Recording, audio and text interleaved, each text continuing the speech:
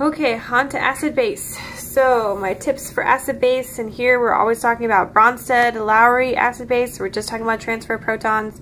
My tips are to look for the minus or the lone pair on the base, because the base, that's how it's going to start. We're going to have a minus charge or a lone pair on the base. And then to look for acidic protons, and these are usually H bonded to a heteroatom, which is anything other than carbon or a halide, right? HCl, HBr, OH. The H would be more acidic. Okay, sometimes carbon. We have seen homework problems where the CH is actually acidic, okay? When you're drawing your reactions, start arrows at electrons. That's why we're looking for the minus charge of the lone pair on the base. Look for those electrons, and then you end at the H, okay? Always, just same with our movement of electrons as always. We start at electrons, then we end at an atom. Here, for acid-base problems, we're ending at the H. If we have a pKa table, compare the pKa's of their acids. This is not very likely because this is just reading off a table. Remember though that if we did give this problem, the equilibrium would favor the stronger acid being deprotonated, so we're looking for the lower pKa. That acid is stronger, and so the equilibrium would favor it being deprotonated, okay? Again, this is not as likely because again, this is just can you read a table. So more likely of a problem is if you don't have a pKa table, compare the stability of the conjugate bases, right? This is again more likely to be on the test.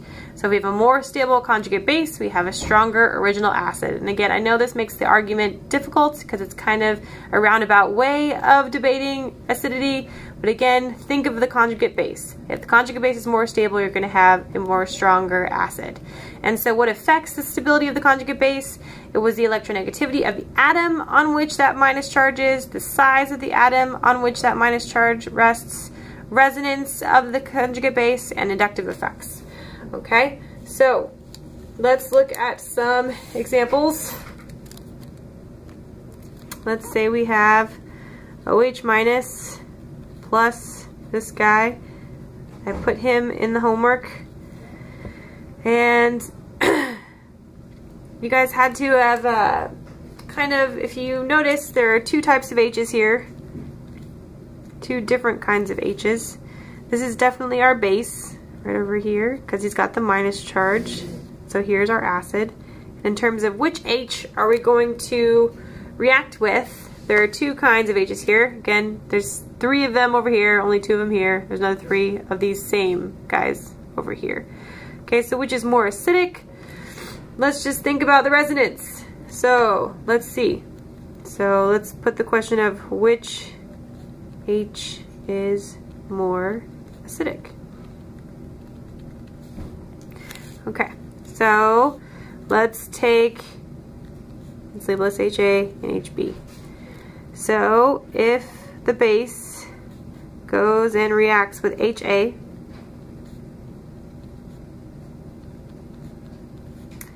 okay, again we attack with our lone pairs, we attack the H, and then we can do multiple things with these electrons. Let's just leave them with the carbon for now. And we make water in this process, and we make this guy with the minus charge there. And we just went over this guy in terms of the different resonance structures, right? This is Dr. Arpin's favorite. Okay, we can imagine kicking these electrons to the right oxygen. That puts a lone pair, sorry, double bond there, and then the lone pair on the oxygen. Or we can push it to the left oxygen. We do that by simply pushing the electrons back around. Again, you can't memorize these things. You have to understand what's going on with the electrons, okay? So don't try and memorize it. Just think about where the electrons are going, where they can go, and what's actually happening with your arrows, okay? Just go back and review the resonance part in terms of movement of electrons. So when we take off HA, we have three different resonance structures. Point being, too, that it's being shared among 5 different atoms. 1, 2, 3, 4, 5. It's being shared among 5 different atoms. So what if we react with HB? What's that going to look like? Here we go. Let's do the same thing. We attack the proton, give the bonding electrons to the atom to which it's bonded, and we get water again. And we get this guy. Oh crap. We get not double bond yet. Sorry. We get a lone pair right on the end. There we go. But importantly, what can we do with that lone pair, right? We can kick it up to the oxygen. We can form a double bond and kick up. This was the structure I originally wanted to draw. Okay. So notice here, right? If we were to think about the hybrid, it's only being shared, those electrons are only being shared among 3 atoms as opposed to 5. So not only do we have more resonance structures up here, but that's because we're being shared over more atoms. We're being shared over 5 versus 3. Again, more electron delocalization is always better. So this guy is going to be a more stable conjugate base. Therefore, the acid is stronger. Okay, so the answer was HA, because conjugate base, more acidic.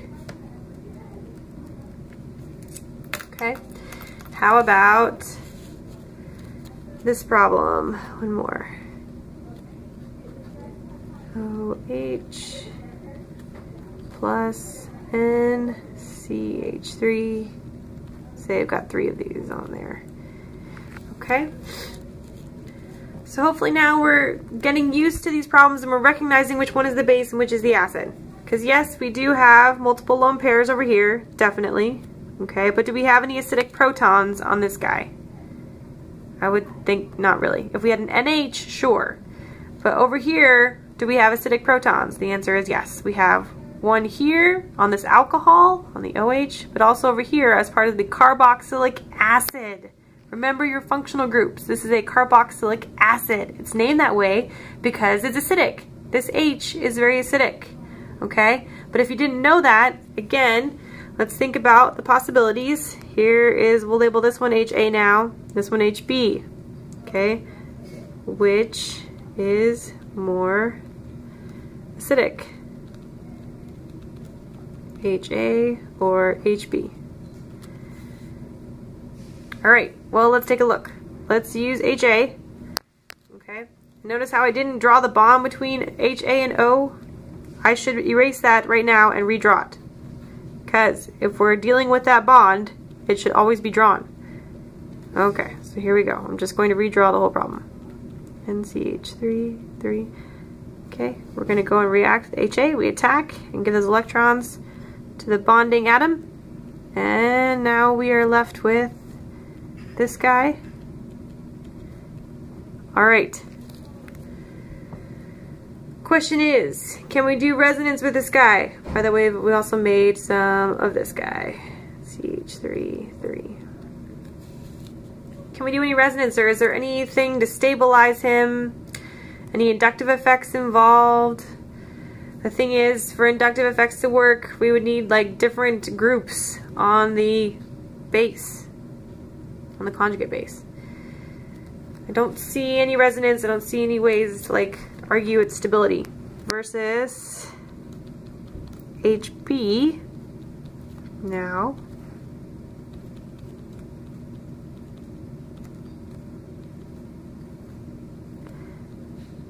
sure. So now we get O minus. Okay. And do you see that I can move these electrons somewhere? Sure. We can kick them right up into the carbonyl. We could not do that before, right? Because here we'd be expanding carbon's octet if we push the electrons in a similar manner. Oh, goodness. O minus, and now we have the double bond here. O. Okay. So, which is more acidic, everybody? HB. 3 of these plus. So, HB. Because again, the conjugate base is more stable. Okay? Because conjugate base is more stable. Okay. For other things, oh, I do have one more example. I have 2 more examples actually. How about HCl? F and NH2 minus. Okay, again, which one's the acidic acid and which one's the base? Hopefully see that the minus charge is the base because it's got the minus. And so here is our acid. I didn't label it up here. Again, look for the lone pairs. We did not have any acidic protons up here, and we do have acidic protons on this guy. We had 2 of them. No acidic protons up here. So what can we do? Right, we go and attack and break that bond, and we're going to get F minus plus NH3. Sure, he's neutral. So again, to which side will this equilibrium lie? Okay, equilibrium on which side? Okay, so which argument are we going to use here? Here we have a minus charge on the F or the minus charge on the nitrogen. So what are the difference between these atoms? Primarily their electronegativity is what I'm seeing. Okay, so F is more electronegative. Okay, therefore the minus charge is more or less stable on the F. The answer is more. It's more stable on F. Therefore, HF has more stable conjugate base.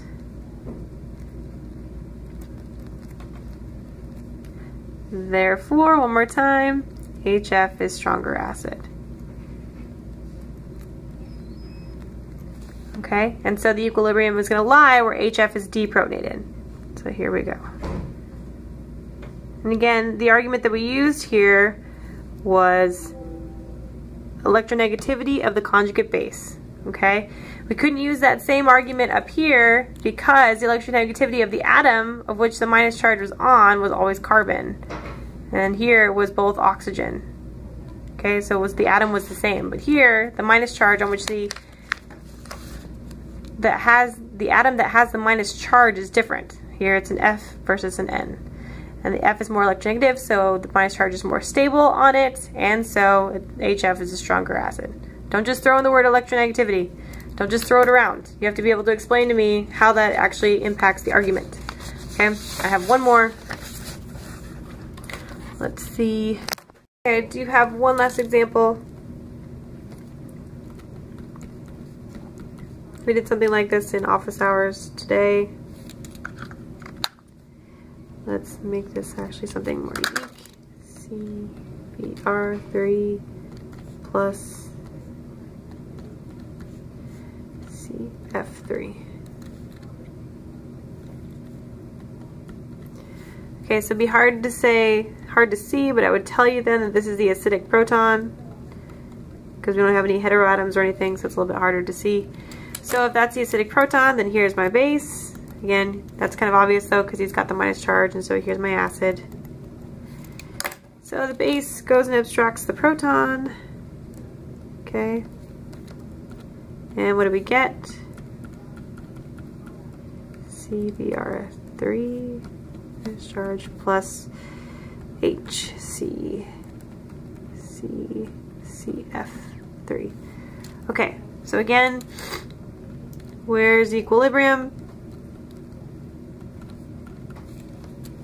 Okay, so again we have to look at the conjugate bases. Look at the conjugate bases. So here's one conjugate base, here's the other one. And what's their difference? The only difference I see is the fluorine versus the bromine. Again, the minus charge is on the same atom, so we can't use the electronegativity argument, nor can we use the size argument, because the minus charge is on the same atom, carbon. What we can use then instead is inductive effects. Inductive effects. Okay, and so what inductive effects are saying in terms of the partially positive charge that results from electronegative atoms. How does that stabilize the molecule? Okay, so here we have CF3, so we have a nice dipole being pulled towards those fluorines, which leaves a partially positive charge on the end of that, right? The same is true over here. again, that partially positive charge. And this partially positive charge is stabilizing the full-blown minus charge. Okay, so the stronger the partial positive, the overall more stable the molecule. Because again, the partial positive is stabilizing the minus. So the more enhanced that partial positive is, the more stable the molecule. So for which of these molecules is that partial positive going to be more enhanced or more distinct? And the answer is on this molecule, and that's because the fluorine is more electronegative than bromine, so it's pulling even more electron density, and therefore this guy is largest on this molecule. Okay? Again, the electron density is being pulled by the fluorine, leaving the largest partial positive charge. Bromine is doing the same thing, but not to the same extent. Okay? Because again, the partial positive is stabilizing. Okay? So then this guy is the more stable conjugate base, CB, therefore the stronger the acid. Okay, so this guy is the stronger acid. So where's the equilibrium going to lie? Again, it's where the stronger acid is deprotonated. Stronger acid is deprotonated. So reactants. And that's enough for acids. Ugh.